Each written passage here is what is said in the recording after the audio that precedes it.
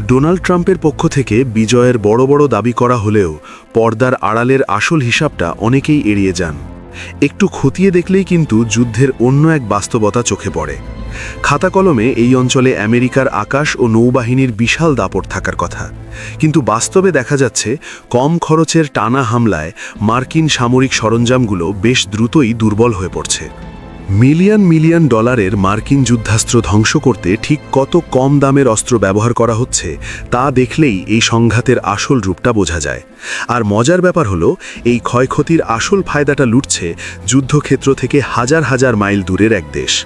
চীন আসলে মধ্যপ্রাচ্যকে নিজেদের একটা লাইভ ফায়ার ল্যাবরেটরি বা পরীক্ষাগার হিসাবে ব্যবহার করছে। যুদ্ধক্ষেত্রে নিজেদের একজন সৈন্য না পাঠিয়েও তারা মার্কিন লজিস্টিক্স খুব কাছ থেকে পর্যবেক্ষণ করছে এবং ডলারের বিশ্বব্যাপী আধিপত্যকে চাপে ফেলছে। এই ভূরাজনৈতিক হিসাবটা ঠিকমতো বুঝতে হলে পুরো অঞ্চলে আমেরিকার বিমান ও নৌবাহিনীর ঠিক কী পরিমাণ ক্ষতি হয়েছে তার একটা সঠিক তালিকা করা দরকার। যেমন ধরুন সৌদি আরবের প্রিন্স সুলতান বিমান ঘাঁটির কথা। সেখানে ইরানি হামলায় 8টি KC-135 রিফিউলিং ট্যাঙ্কার ধ্বংস হয়েছে। বাদ যায়নি একটি E-3 সেন্ট্রি অ্যাওয়াক্স রাডার বিমানও। আকাশে নিজেদের রাজত্ব ধরে রাখতে এই বিমানটির কোনো বিকল্প নেই, কারণ এর রাডার 400 কিলোমিটার পর্যন্ত নজর রাখতে পারে। মার্কিন ড্রোন বহরের অবস্থাও বেশ নাজুক। অন্তত 16টি MQ-9 রিপার নজরদারি ড্রোন ধ্বংসের খবর নিশ্চিত করা হয়েছে। এখানে আর্থিক হিসাবটা মেলালে চমকে যেতে হয়। একটা রিপার ড্রোনের দাম $30 মিলিয়ন বেশি, অথচ এগুলোকে খুব সাধারণ আর সস্তা আকাশ প্রতিরক্ষা ব্যবস্থা দিয়েই নামিয়ে ফেলা হচ্ছে। ফাইটার জেটের মজুদও কমছে। নিজেদের ভুলে বা ফ্রেন্ডলি ফায়ারে 3টি F-15 ধ্বংস হয়েছে, যা প্রমাণ করে বহুমুখী যুদ্ধের ময়দান কতটা বিশৃঙ্খল হতে পারে। এর চেয়েও বড় ধাক্কা হলো 8টি অত্যাধুনিক F-35 স্টেলথ ফাইটার হারানো। ইরান তাদের কৌশল বদলে থার্মাল ইমেজিং সিস্টেম ব্যবহার করে এই স্টেলথ বিমানগুলোর রাডার ফাঁকি দেওয়ার ক্ষমতাকে অকেজো করে দিয়েছে। সমুদ্রেও আমেরিকার দাপট থমকে গেছে। USS জেরাল্ড আর ফোর্ডের ভেতরে লাগা আগুনে 200 জন কর্মী আহত হয়েছেন।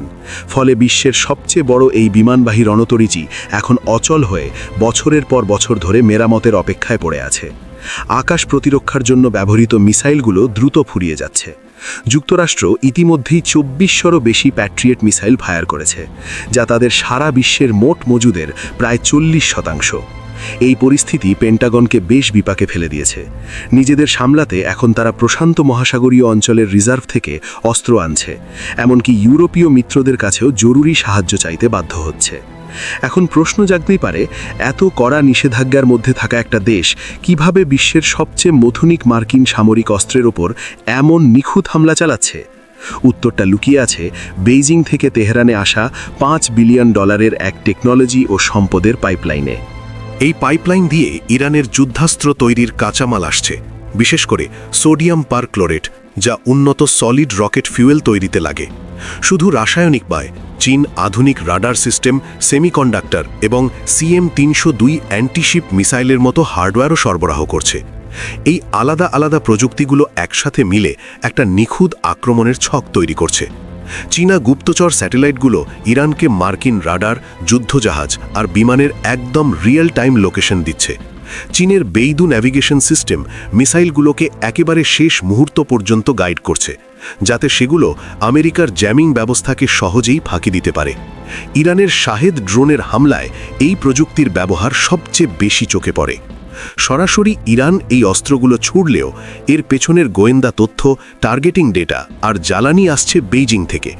চীন মূলত মধ্যপ্রাচ্যকে নিজেদের সামরিক পলিসি টেস্ট করার একটা লাইভ ফায়ার ল্যাবরেটরি ভাবছে।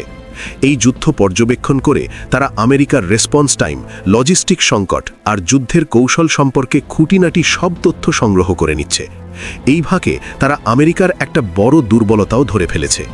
মার্কিন প্যাট্রিয়ট মিসাইলের স্টক ফুরিয়ে গেলে তা আবার তৈরি করতে 4 থেকে 5 বছর সময় লাগে। এই গোয়েন্দা তথ্য চীনের ভবিষ্যৎ পরিকল্পনাগুলোর জন্য, বিশেষ করে তাইওয়ান ইস্যু এবং দক্ষিণ চীন সাগরে আধিপত্য বিস্তারের ক্ষেত্রে দারুণ কাজে লাগবে। আমেরিকা যখন নিজেদের শক্তি আর সীমাবদ্ধতাগুলো সবার সামনে প্রকাশ করে দিচ্ছে, চীন তখন নিজেদের শক্তি লুকিয়ে রেখে সঠিক সময়ের জন্য অপেক্ষা করার কৌশল নিয়ে এগোচ্ছে। নিজেদের কোনো ক্ষতি না করেই বেইজিং সফলভাবে আমেরিকার পুরো যুদ্ধ কৌশল জেনে যাচ্ছে। এই ক্ষয়ক্ষতির প্রভাব শুধু যুদ্ধক্ষেত্রেই আটকে নেই। আমেরিকা তার পুরনো মিত্রদের কাছে দ্রুত কূটনৈতিক প্রভাব হারাচ্ছে।